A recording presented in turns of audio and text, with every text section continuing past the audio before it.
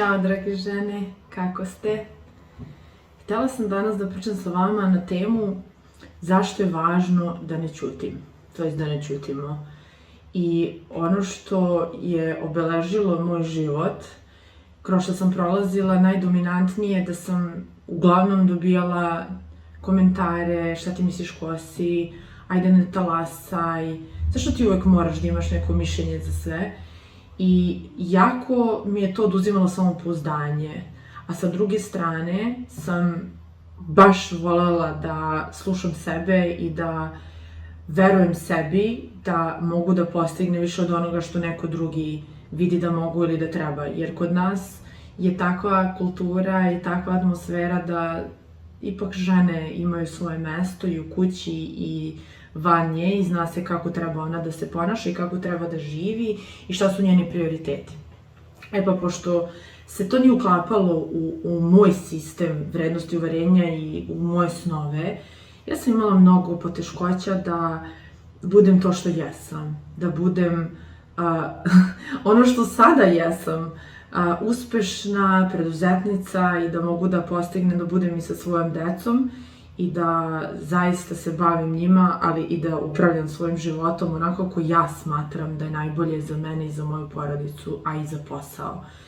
I sa svojih 36 godina, evo, 2 biznisa vodim i imam tim od 20 ljudi, sada se i širi taj tim, imam sve više klijenata i tako dalje.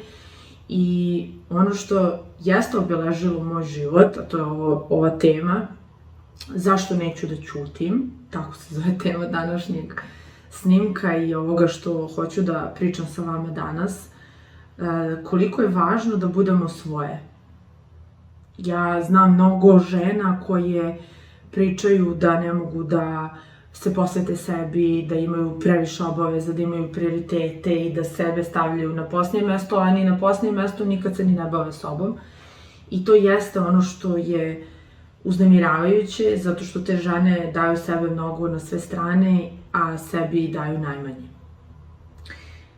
Ono što je tu zastoj, ajde tako da ga nazovem, jeste uverenje, odnosno uverenja da li ja treba da se bavim sobom i koliko ja sebi zapravo dozvoljavam da se bavim sobom. I šta znači uopšte baviti se sobom? Da idem na manikir, da se šminkam? Ne, to je samo jedan mali deo bavanja sobom. Ja ovde pričam o mentalnoj higijeni i o tome kako sebe posmatramo i koliko sebi dajemo za pravo da budemo svoje.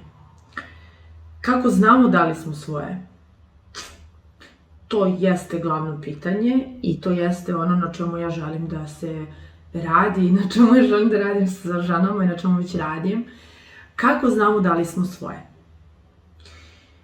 Prva stvar, koliko mi zapravo smo ispratile naše želje, one iskonske, ili smo išli po principu, moji roditelji su tako, tako ću i ja, ili neko misli da je ovako treba da živim i živim takvim životom.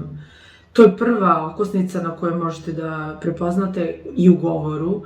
Ja moram da idem na posao, a kako se osjećaš kad ideš na taj posao i kad ustaješ?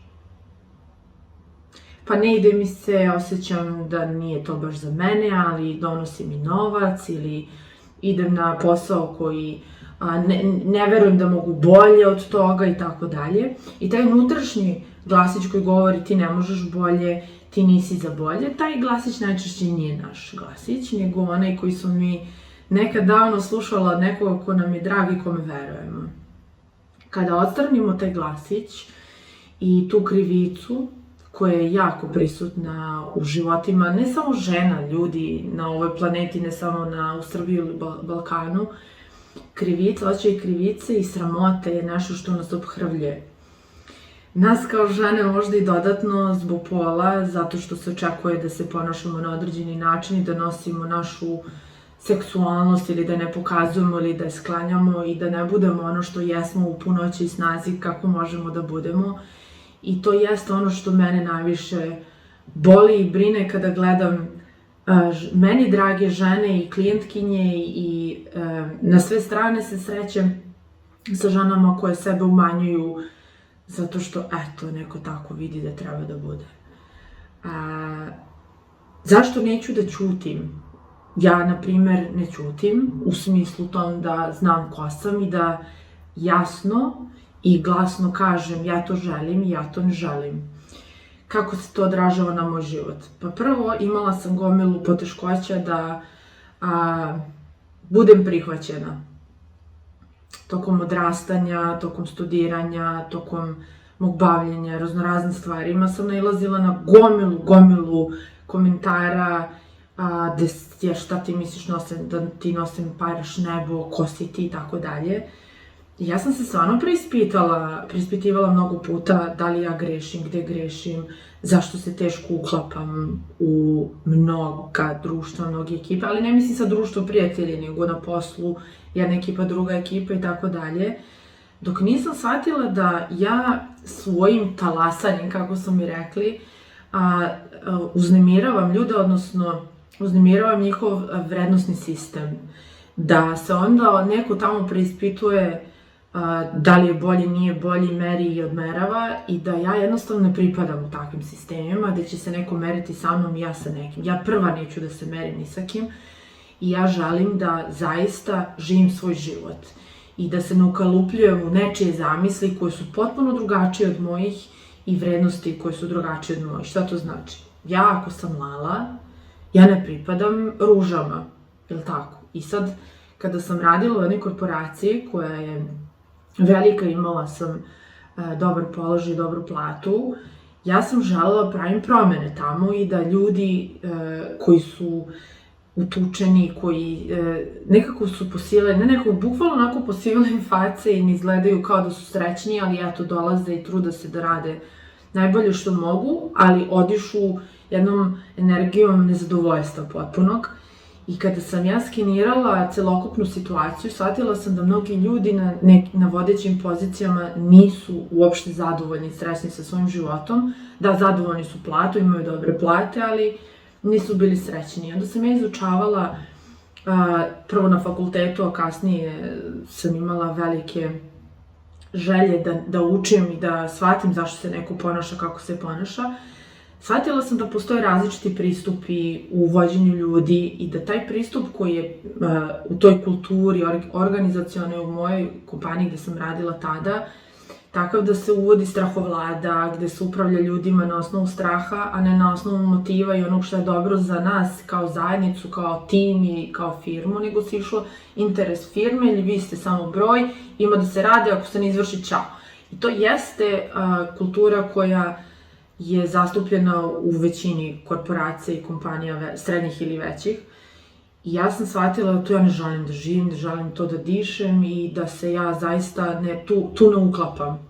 To ne znači da sam ja bolja i pametnija, nego jednostavno ja ne želim da budem nezadovoljna i da budem okružena ljudima koji odišu takvom energijom i nisu zadovoljni jednostavno svojim životom. I onda sam počela da istražujem i da ja zapravo shvatim šta ja želim. Znači, videla sam šta ne želim da budem okružena takvim ljudima, ne želim takvim vrednostima da budem okružena. I onda sam počela da budem baš iskrena prema sebi i da shvatim da ovo jeste rizik, da ja napustim dobar posao i da napustim nešto što je velika izvesnost i da uđem u neizvesnost. Ali sam isto tako znala da ja idem ka svom srcu i da ja idem ka onome što jesam. I onda sam bila iskrena prvo prema sebi i onda i prema drugima, prema svom suprugu, prema svom šefu, direktoru. Napustila sam taj posao i krenula sam da pravim nešto što je sada moj život. Taj život se sastoji od mog posla, biznisa, to je moja duša. Vrtić koji se naziva jednim od najboljih vrtića u regionu. Ja sam imala viziju šta ja želim, da pravim promene na nivou dece, na nivou jednog sistema gde se od malena uče neke stvari i da deca imaju priliku da zaista ono što ja učim i znam prenosim kroz moj tim na decu i roditelji, radila i sa roditeljima.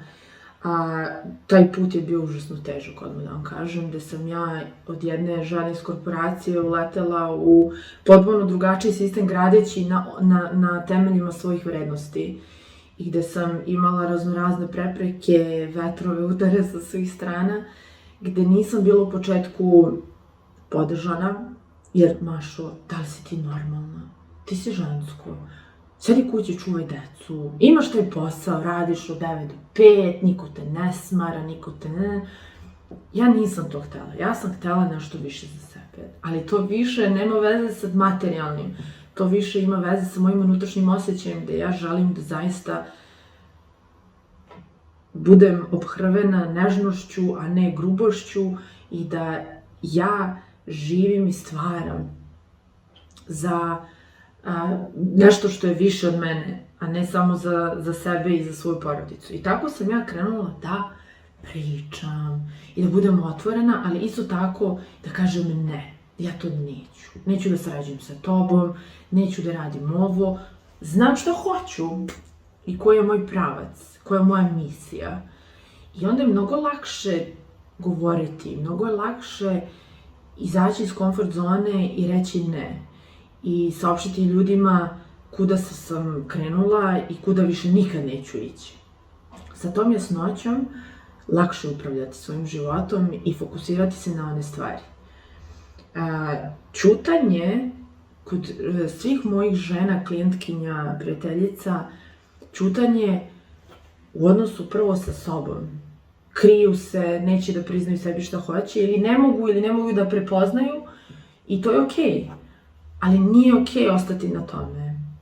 Žene drage, nemojte ćutati, nemojte kriti od sebe ko ste i šta ste, a onda ako otkrijete ili kad otkrijete šta želite, krenite ka tome. Put koji je naš put ume da bude nekad teži, ali isto tako može da bude fantastičan, prelep i da zaista živite svoj život u skladu sa sobom. Šta znači živjeti u skladu sa sobom? 70% naših života živimo nesvesno. I u tom nesvesnom mi donosimo odluke,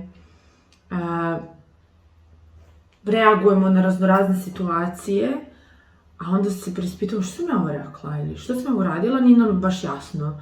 Pa to nesvesno upravlja nama.